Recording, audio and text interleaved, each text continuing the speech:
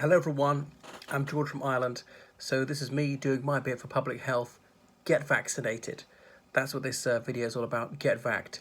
So I normally like to keep these sort of things private, but on this occasion I think full disclosure is called for.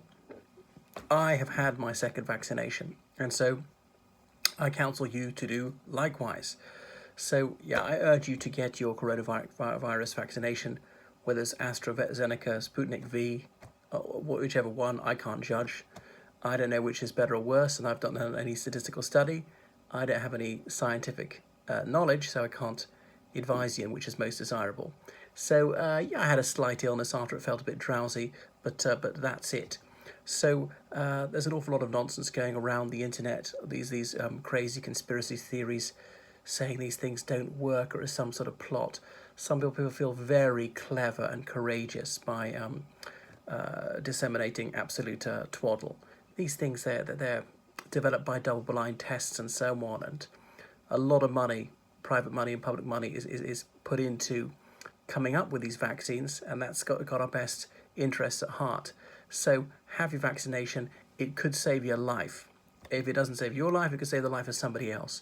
You can get coronavirus, you can be asymptomatic, not feel remotely ill, but you can pass it on to others who can die from it. And if they don't die, they could fall severely ill.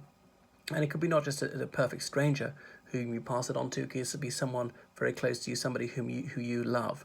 So for everyone's sake, get going. And apart from that, there are also economic considerations. The sooner we get to full vaccination, the sooner then the economy can really reopen and we can go and travel everywhere. There might be able to be coronavirus passports. I'm not in favour of compulsory vaccination. I can see how it's a bit unethical and unworkable. What are we going to do? Send people to prison for not having them? I mean, if they ignore warnings, fines, ultimately it would have to be incarceration. And there, because they're cooped up, more likely to catch it and spread it and all the rest of it. But we would say, okay, we're not going to compel you to be vaccinated. However, if you're not vaccinated, you can't get on a plane or go to a restaurant or a pub or a theatre or a stadium or whatever, or maybe school or certain jobs. I don't think it's practical to say you can't get onto a bus or a train. Well, we couldn't enforce it completely. There are not enough police officers around to check every single passenger getting onto every single bus or train. Although we could do random checks, and if you're caught getting on unvaccinated, you could get a massive fine. So we've defeated so many other these diseases, viruses. Think of smallpox. Until the 1970s, it killed so many people. You go back to the 19th century, it killed millions of people every single year, disfigured many, many more, with those little bite marks all over the face. Or polio. I mean, until the 1950s, there was nothing you could do about it. So people caught it, usually children caught it, and I've seen children in Chad and Nepal who had it. This muscle wasting disease, have little or no muscle, could affect part of the leg, the whole leg, both legs, and just be skin and bone. And it could affect the rest of you. I think it could kill people, but that was unusual. And that was defeated through vaccination, or immunization if you prefer. Like MMR, you really don't want mumps, measles, or rubella. And this nonsensical article came out, I think, in the British Medical Journal in 1998, saying, oh, there's a connection between that and autism. I mean, many doctors will tell you there's no connection whatsoever. Even if there is, I think it'd be very slight. And you really don't want one of those diseases to have to be, blind, be deaf, and so on. Autism, how bad is it anyway? It could be quite mild. And autism, it's not as bad as being blind or deaf or whatever. Some children are autistic anyway, that they often have especially high gifts. So anyway, so if you're really against vaccinations, why would you take any medicine at all if you just don't trust the medical community, if you think it's all a plot and science doesn't exist, and then you don't believe in the scientific method of hypothesis and experiment and drawing conclusions and so on? So come on, if you really think that, I want to hear you say that you will never take any medicine, not even aspirin, not paracetamol, that you'll never have any medical treatment. That would be ludicrous. We've had medicine in some form throughout recorded history and no doubt before. So the obstinacy of irrationality is really quite staggering. So I don't think there's any evidentiary basis for claiming that these vaccines are some vast conspiracy to enthrall us or something. So why would people create a vaccine if it wasn't to actually cure people? And yes, I know that you do make a profit out of it, but that depends on people actually trusting it, and that depends on actually working. And no, it's not absolutely fail-safe. It doesn't absolutely guarantee you won't get coronavirus. It hugely reduces the chances. Furthermore, if you do catch it, it's likely to be a much milder case than if you were unvaccinated. So some people are just anti-scientific. The survival of imbecilic beliefs really is staggering. So it's no coincidence that the countries with the highest rates of vaccination tend to have the lowest rates of coronavirus. Look at Israel, with more or less 100% of the population vaccinated. So, as I say, these things, the vaccines are imperfect. Medicine is often not an exact science. If they could create an absolutely fail-safe vaccine, I'm sure they would. But then sometimes that might have more downsides, might be worse side effects. So they have to hold back from things which could have more injurious side effects.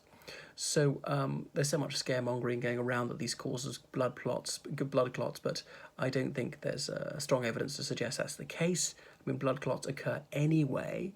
Even those who've, if someone has the vaccination and develops a blood clot, that's really a post hoc, ergo propter hoc, formal logical fallacy. You haven't proved that the first thing causes the consequent. That the subsequent event is consequent upon the first event. So anyway, Trump took the coronavirus vaccine, and now he is spreading these anti-vaccine conspiracy theories. Utterly reprehensible, noisome, and just the kind of revolting, grossly irresponsible and destructive nonsense you'd expect from him. Pernicious lunacy. These anti-vaxxers, wow. Words fail me to describe just how willfully idiotic and harmful they are. And of course, there are a lot of feeble-minded people who'll fall for such furphy. So there are dangerous, death-dealing demagogues out there who are spreading anti-vaccine disinformation. And that'll kill many people. It'll wreck the economy if you don't care about human life. There are many Looney Tunes people. So there's such derangement of mind, I suppose, is called in republicanism in the United States.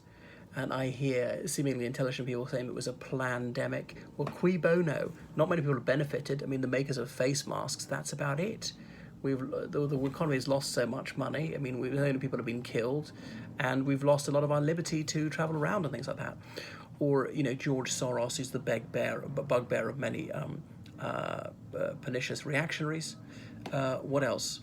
So there have been anti-vaxxers around as long as there have been vaccinations. You go back to Edward Jenner, a person vaccinating against smallpox because he saw these milkmaids that were always rhapsodized about in poesy and painted by the most gifted artists for their lustrous, youthful complexions. Why, he wondered? Well, the pustules on their hands they got from milking cows, and that immunized them against smallpox, and him using a 12-year-old farmer's son as a volunteer wouldn't get past an ethics committee today, because of course if Jenner was wrong, he could well kill that child. And what kind of a father was that saying, yeah, you can try it out, my boy. Why not try it out on yourself then, Dad? And people have said, oh, vaccines are interfering with nature. Well, yeah, good. I mean, any medicine is interfering with nature. I mean, is food interfering with nature? Is like waterproof clothing or houses or electricity? I mean, are we allowed to make our lives easier or not? Or that it's playing God to save people's lives? Anyway, it's nauseating. The sort of Wednesbury irrationality that survives in some anti-vaxxers. So please, get vaxxed. You need that jab. You won't regret it. Bye.